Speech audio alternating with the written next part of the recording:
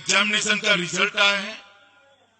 50,000 से ज्यादा जवान अब नफरी के अंदर जुड़ जाएंगे और 50,000 जुड़ने की तैयारी हमने साइमल्टेनियसली चालू कर दी है। और अब प्लानिंग कर रहे हैं कि 5 साल की भर्ती का जो रिटायरमेंट का चक्र होता है उससे पूरा प्लानिंग कर सीएपीएफ आयुष्मान का शुभारंभ होने जा रहा है। और उसी पराक्रमी जवानों के लिए जो देश की सुरक्षा करते हैं और उनके पराक्रमी माँ बाप के लिए, परिवारजनों, मुझे बहुत आनंद है इस विभाग के मंत्री के नाते कि जो जवान देश की अहर्निश चिंता करते हैं, सुरक्षा करते हैं और सुरक्षा के लिए अपना सर्वोच्च बलिदान देते हुए क्षण भर की नहीं झिझकते। -40 डिग्री टेम्परेचर से लेकर राजस्थान के रेगिस्तान में 45 डिग्री टेम्परेचर तक मोर्चा संभाल कर डट कर रहते हैं। कोई भी चुनौती हो उसका सामना करते हैं। देश की आंतरिक सुरक्षा की बात हो या सीमाओं की सुरक्षा की बात हो, सीएपीएफ ने जवानों ने एक उज्जवल इतिहास की निर्मिति ये देश के आजाद होने के बाद प्रस्तुत की है। और पूरा देश आप लोगों को सम्मान के साथ देख रहा है। आपकी वीरता, आपके समर्पण और आपके बलिदानों को सैल्यूट करता है। और आज सीएपीएफ के जवानों के लिए एक बहुत बड़ी योजना लेकर इसकी शुरुआत हो रही है।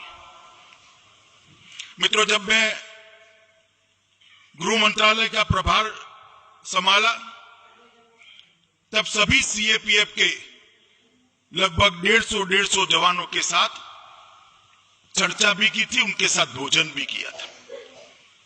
उसमें कुल मिलाकर 3 बातें उभर कर आती थी जो उनके चेहरे पर दर्द की लकीर दिखाती थी। वो दर्द उनको कभी अपनी ड्यूटी करने के लिए बाधित नहीं करता था, मगर एक हृदय में से टीस निकलती थी। एक तो उनकी स्वास्थ्य सेवाओं के लिए जो योजना है वो पूर्ण योजना नहीं थी। इनके रीइंबर्समेंट के लिए, अस्पतालों के अंदर जगह की उपलब्धता के लिए और कई जगह अस्पताल न होने के कारण उनके परिवारजनों को उनको बहुत दिक्कतें आती थी। दूसरा, हाउसिंग का सेटिस्फेक्शन रेशियो बहुत नीचे है। वो असम राइफल की एक राइफल वुमेन ने जब कहा तब मुझे भी लगा, मैंने जाकर मंत्रालय में जांच करी तो 7 अर्थ में सेटिस्फेक्शन रेशियो बहुत नीचे था। और तीसरा, उन्होंने कहा कि जगह जल्दी भरी नहीं जाती, रिक्रूटमेंट समय पर नहीं होता, इसलिए हमें पूरा साल लगभग ड्यूटी पे तैनात रहना पड़ता है। हम हमारे परिवार के साथ नहीं रह सकते। इससे परिवार में भी तनाव बढ़ता है, इसमें हमारा भी मानसिक तनाव बढ़ता है, ड्यूटी करने में दिक्कत आती है। और जब ये बात वो बता रहे थे तो वो कंप्लेन नहीं कर रहे थे, मुझे बहुत उकसा कर उनको पूछना पड़ता था, तब जाकर वो बोल रहे थे। ये तीनों बातों को भारत सरकार ने, गृह मंत्रालय ने सुधारने का निर्णय उसी दिन कर दिया था जब जवानों के साथ मेरा संवाद हो रहा था। क्योंकि मैं मानता हूं कि जो जवान सरहद पर, सीमा पर अपना सर्वस्व न्यौछावर करता है, कम से कम उसको उसके परिवार की चिंता नहीं होनी चाहिए। वो हम सब की जिम्मेदारी है, भारत सरकार की जिम्मेदारी है कि उनके परिवार की ओर से वो निश्चिंत होकर मां भारती की सेवा में वहां डटे रहें। ये जिम्मेदारी उन पर नहीं होनी चाहिए। और इसीलिए जब सीएपीएफ के अंदर हर सीएपीएफ के लिए रिव्यू की मीटिंगें हुई, तब ये योजना का विचार हुआ। और मुझे कहते हुए आनंद है कि प्रधानमंत्री जी ने जो योजना बनाई है, आयुष्मान भारत योजना, इसका ही एक एक्सटेंशन आज सीएपीएफ आयुष्मान के नाम से सभी सीएपीएफ के कर्मचारी और उनके परिवारजनों के लिए आज शुरू।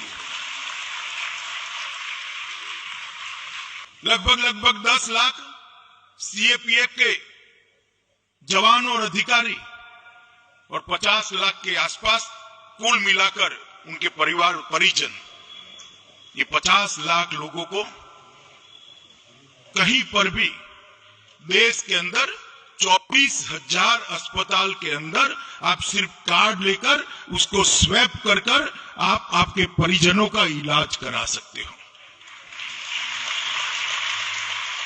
घर में बूढ़ी मां है, बीमार पड़ जाए तो आपको चिंता मत करिए, ये कार्ड कोई भी जाकर स्वैप करा लेगा, नजदीक के अस्पतालों में इसका इलाज हो जाएगा। अरे 24,000 अस्पतालों में से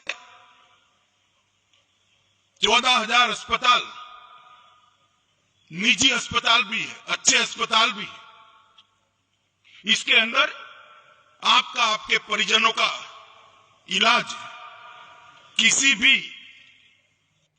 भी तकलीफ के बगैर हो, इस प्रकार की इस योजना को करा है।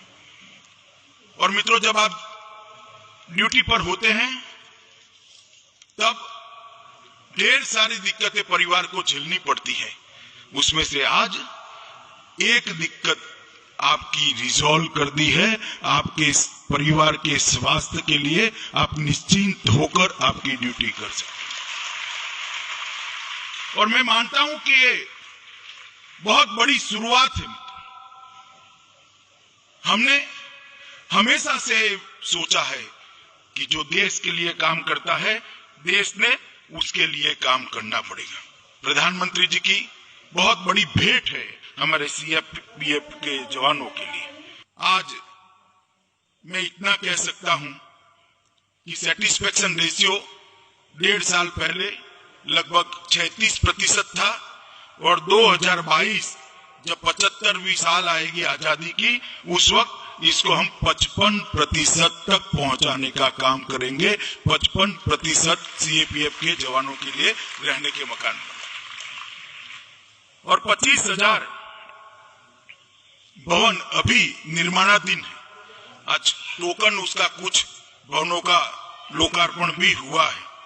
और मैं मानता हूं मित्र कि आपके हेडक्वार्टर पर ही अगर रहने की व्यवस्था होती है तो जब आप हेडक्वार्टर पर वापस आते हो तब परिवार के साथ रह सकते हो। और इस सेटिस्फेक्शन रेशियो को धीरे धीरे 65% से ज्यादा ले जाना, इसका लक्ष्य हमने रखा है। और 2024 के पहले इसको हम निश्चित रूप से 65% से ज्यादा बढ़ाकर आपकी ढेर सारी दिक्कतों का समाधान ढूंढ लेंगे।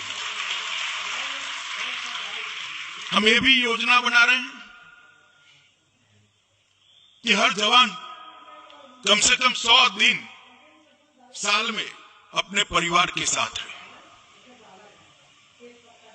100 दिन जिसमें हेडक्वार्टर पर रहोगे वो दिन भी गिने जाए, मगर आप आपके परिवार के साथ रह सको, इस प्रकार का आयोजन कर रहे हैं। अभी कल ही एग्जामिनेशन का रिजल्ट आया है।